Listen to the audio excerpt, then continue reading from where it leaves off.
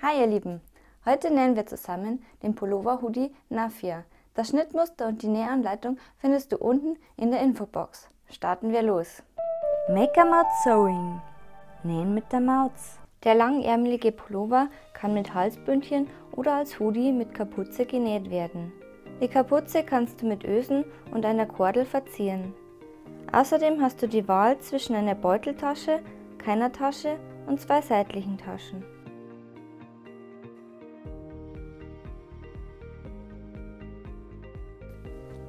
Ich habe schon mal alle Teile vorbereitet.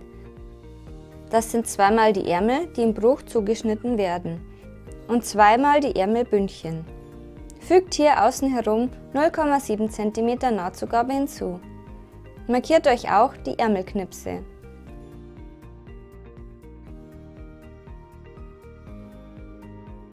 Das Vorder- und das Rückteil wird jeweils einmal im Bruch zugeschnitten. Ihr benötigt ebenfalls 0,7 cm Nahtzugabe außen herum. Markiert euch auch hier die Ärmelknipse.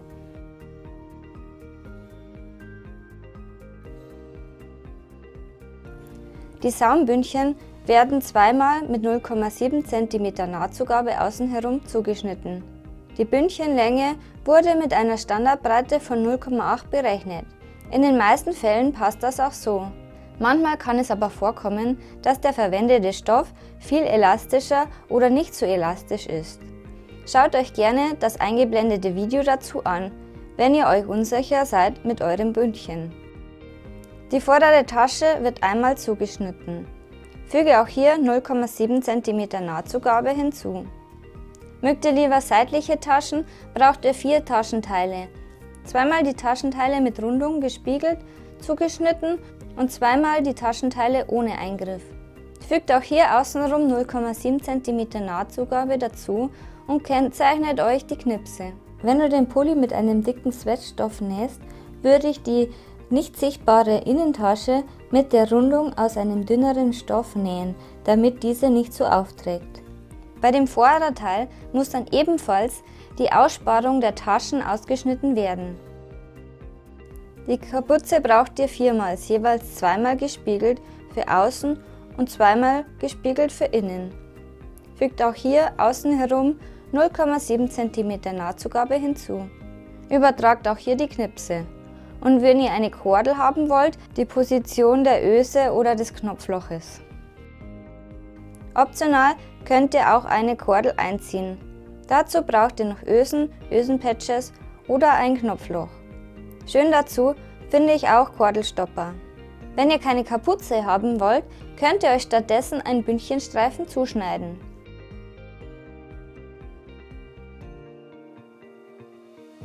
Der vordere Taschenbeutel wird jetzt am Knick an der Schräge umgebügelt und dann festgenäht. Wenn du magst, könntest du die Kante davor mit einer Overlock versäubern. Ich mache das nicht, weil ich einmal mit der Zwillingsnadel drüber gehe und somit die Rückseite schon versäubert ist. Noch schöner wäre es natürlich mit einer Coverlock. Die dritte Alternative ist, dass du die Seite einfach mit einem elastischen Stich fixierst.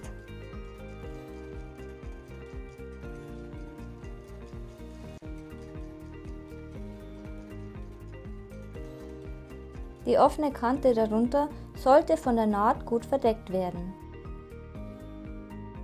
Bügle dir die Nahtzugaben des Taschenbeutels oben und an den Seiten um.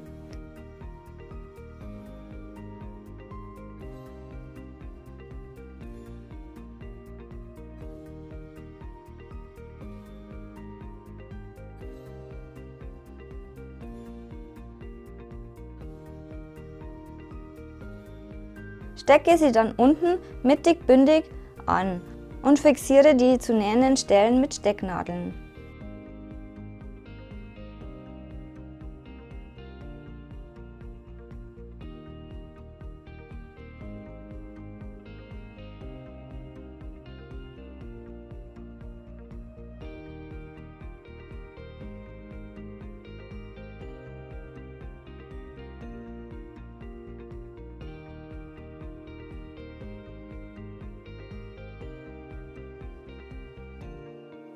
Nähe sie knappkantig an.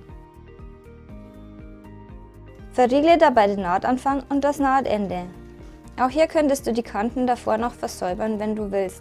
Da Jersey aber normalerweise nicht ausfranst, ist das nicht unbedingt nötig. Verwende dazu eine Jersey oder Stretch-Nadel. Mehr Infos zum Nähen von Stretchstoffen mit der Nähmaschine findest du im eingeblendeten Video.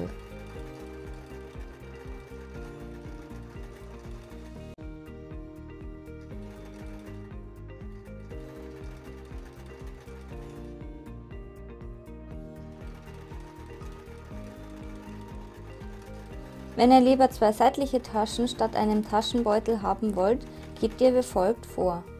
Steckt euch das Taschenteil mit der Aussparung rechts auf rechts an das Vorderteil und näht es zusammen.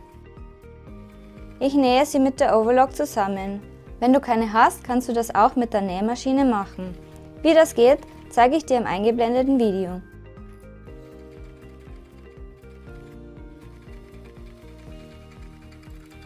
Bügelt gerne einmal über die Naht. Wendet die Tasche und bügelt die Ecken schön glatt.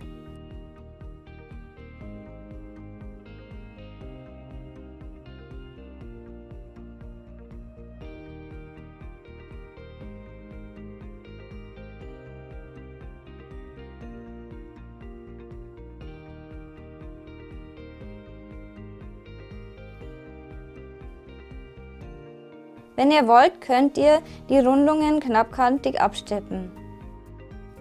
Lege dann die zweiten Taschenbeutel rechts auf rechts bündig auf den ersten und stecke die Rundung zusammen.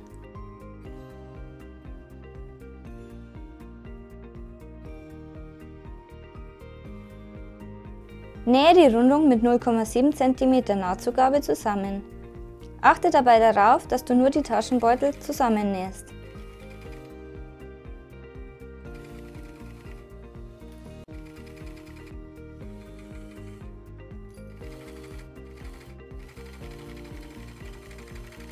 Steckt euch die Taschen mit Klammern fest und fixiert sie mit ein paar Stichen im Nahtzugabenbereich, damit die Tasche später beim Zusammennähen nicht verrutscht. Lege das Saumbündchen rechts auf rechts aufeinander. Stecke es an der kurzen Seite fest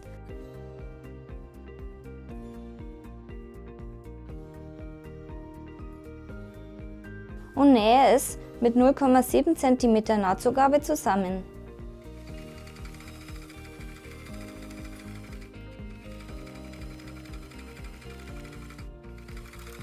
Nähe auch die Ärmelbündchen rechts auf rechts an der kurzen Seite zu einem Schlauch zusammen.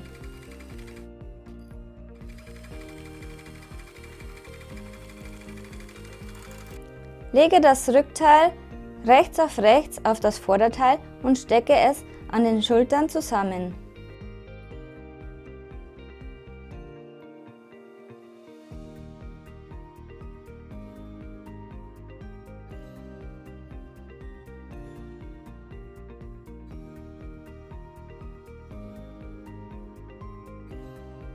Nähe es mit der Overlock oder dem Overlock-Stich deiner Nähmaschine zusammen.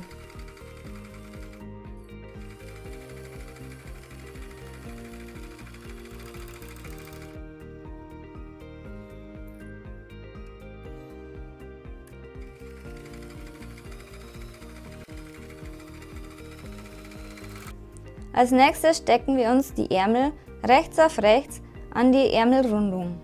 Stecke dafür zuerst die Schulternaht und die Ärmelmitte zusammen.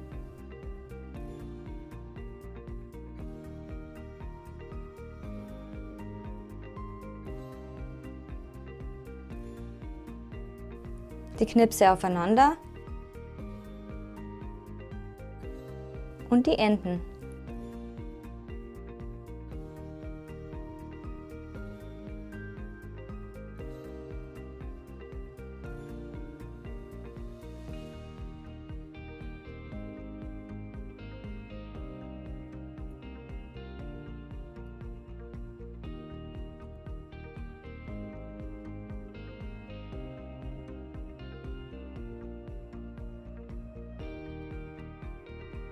Habt ihr alles gesteckt?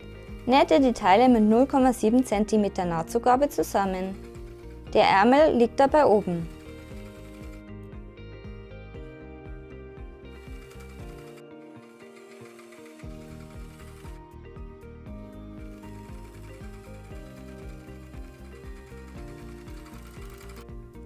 Als nächstes stecken wir uns die Seitennähte rechts auf rechts fest.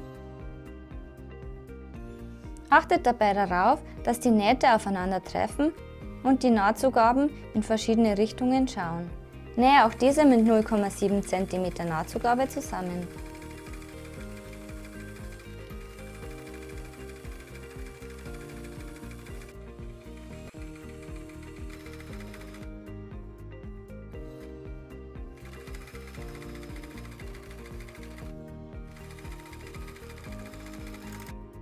Jetzt werden die Bündchen angenäht. Ihr könnt den Pullover dafür auf rechts wenden. Viertelt die Ärmel.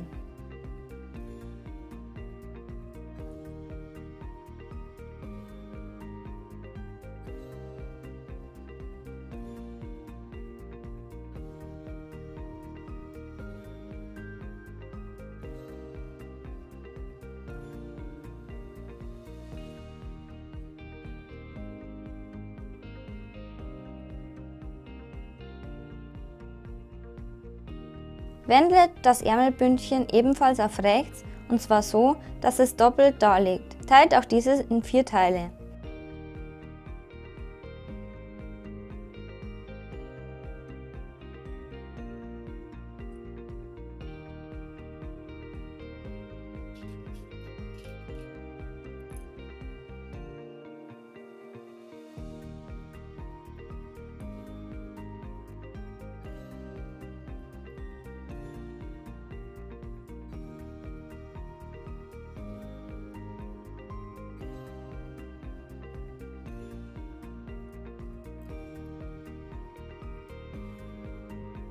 Dann steckt ihr das Bündchen auf die Ärmel und steckt die Klammern zusammen. Die Seitennähte treffen dabei aufeinander. Die Nahtzugaben im Bündchen schauen in eine Richtung, die Nahtzugaben vom Ärmel in die andere Richtung.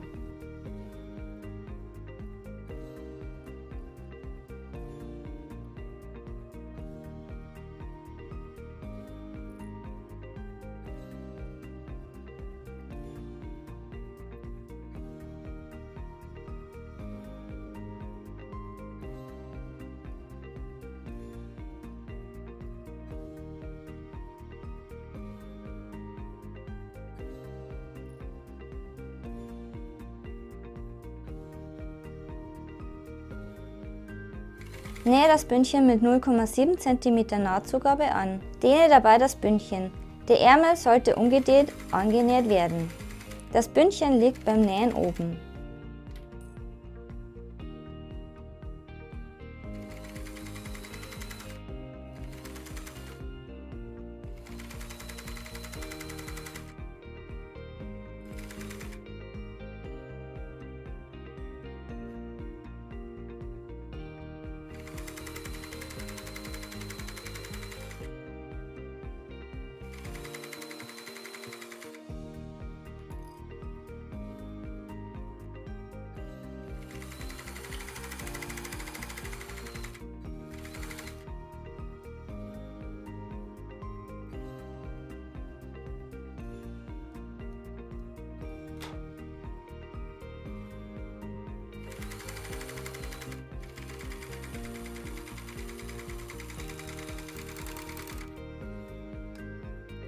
Das gleiche machst du mit dem Saumbund.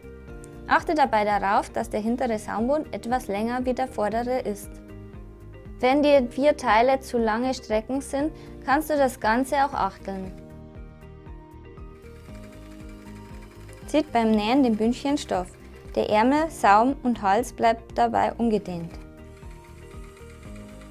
Am Ende angekommen, schneide ich die Fadenraupe ab und nähe dann über das Ende darüber.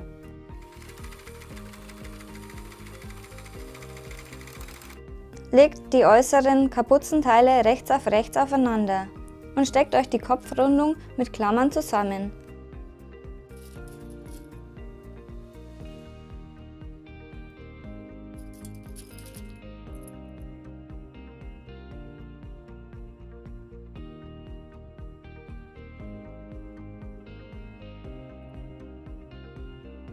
Näht sie mit 0,7 cm Nahtzugabe zusammen. Das gleiche macht ihr mit den beiden Innenkapuzen.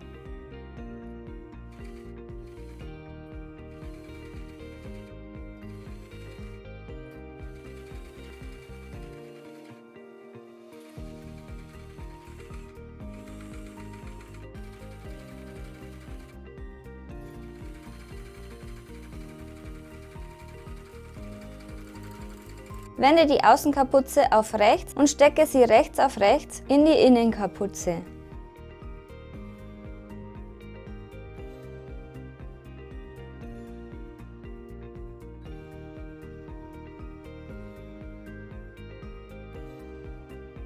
Stecke die beiden Kapuzen an der vorderen Seite zusammen.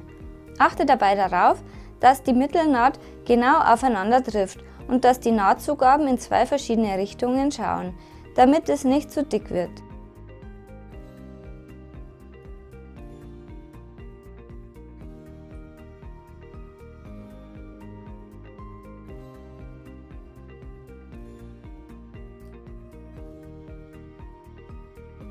Und nähe sie mit 0,7 cm Nahtzugabe zusammen.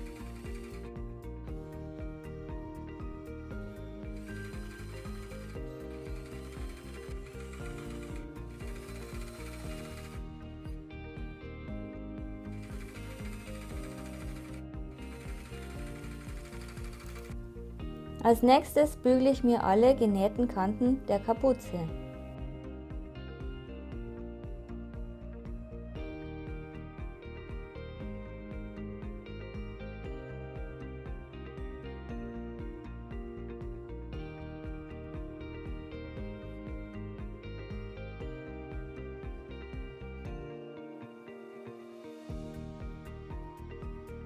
Jetzt könnt ihr euch entscheiden, ob eure Kapuze Ösen, Ösen-Patches oder eine Ziernaht haben soll.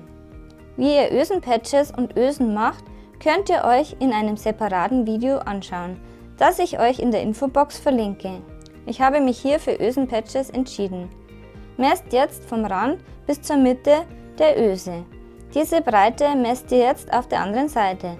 Mein Ösenpatch hat 2,5 cm vom Rand bis zur Mitte der Öse. Das heißt, mein Kordeltunnel wird 5 cm breit. Zeichne dir diesen einmal außen herum oder klebe dir Masking Tape auf deine Nähmaschine als Abstandshalter. Nähe den Tunnel fest. Verriegle dabei den Nahtanfang und das Nahtende. Achte beim Nähen immer darauf, dass die Kapuze richtig gefaltet darliegt.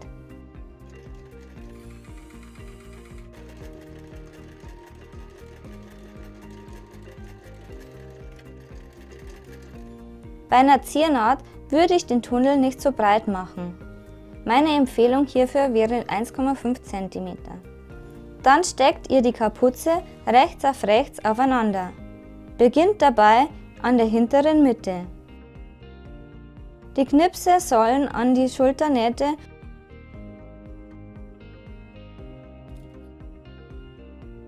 und die vorderen Knipse sollen an die vordere Mitte und an der Überlappung zusammentreffen.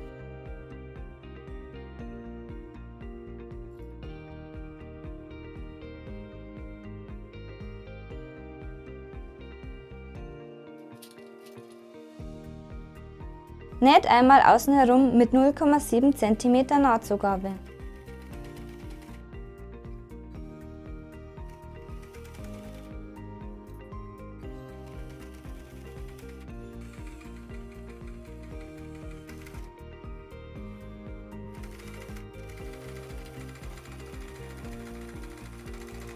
Fertig ist die Kapuze. Da musst du nur noch die Kordel einziehen. Das mache ich mit einer Sicherheitsnadel.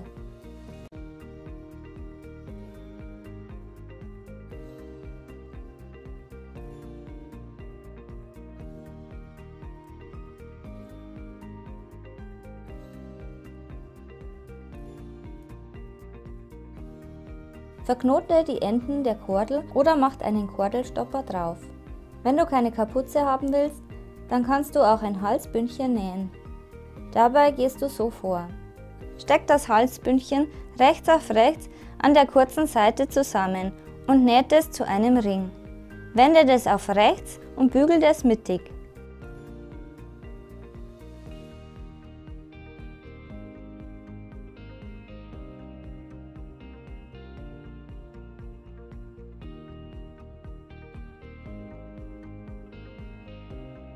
Teilt es wieder in 4 Teile.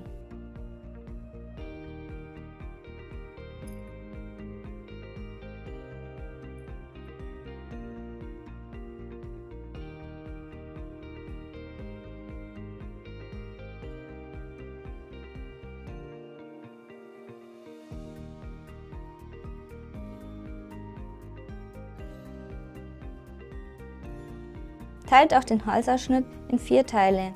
Fangt dabei an der vorderen und hinteren Mitte an mit den Klammern.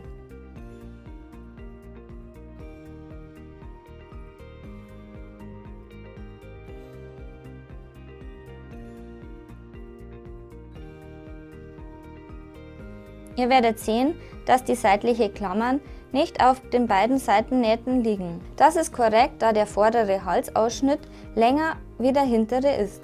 Steckt das Halsbündchen und den Halsausschnitt zusammen. Wenn euch 4 Klammern zu wenig sind, könnt ihr das Ganze auch achteln.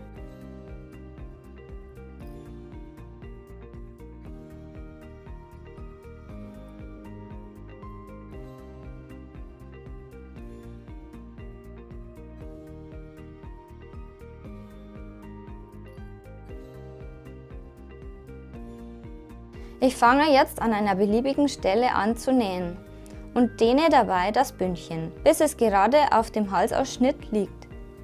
Wenn euch die Abstände jetzt noch zu weit sind, könnt ihr euch im gedehnten Zustand immer noch Klammern stecken.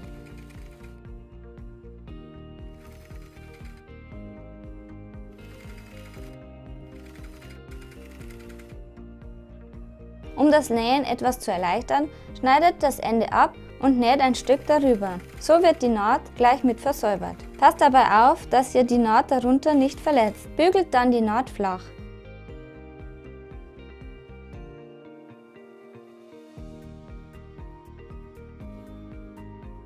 Wenn ihr wollt, könnt ihr jetzt noch das Halsbündchen mit einer Ziernaht oder mit einer Zwillingsnaht fixieren. Auch hier empfehle ich, zum Schluss nochmal drüber zu bügeln.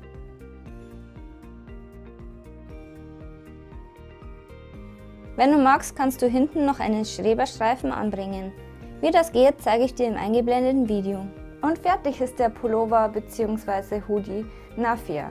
Wenn dir das Video gefallen hat, würde ich mich noch über einen Daumen nach oben, ein Abo und einen Kommentar freuen. Und dann sehen wir uns bald wieder. Tschüss!